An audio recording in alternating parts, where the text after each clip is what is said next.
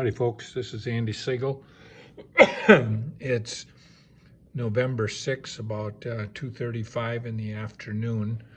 I have this board, this piece of plywood, and you see it's the same width at the bottom as it is at the top.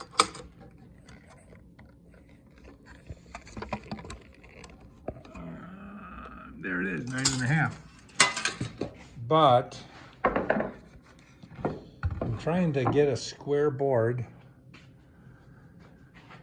to fit on an unsquare vertical 2x4.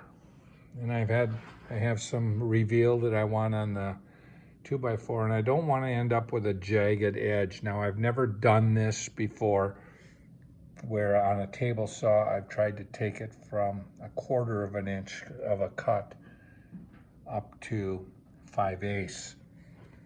But as I was thinking about it, I used my board straightening jig, which is right there. And I thought, you know, I could do the same thing.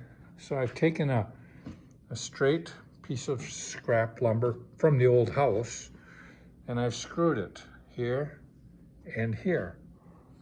And what I've done is I should be as far from this edge to here as I am from this edge to there, to that line.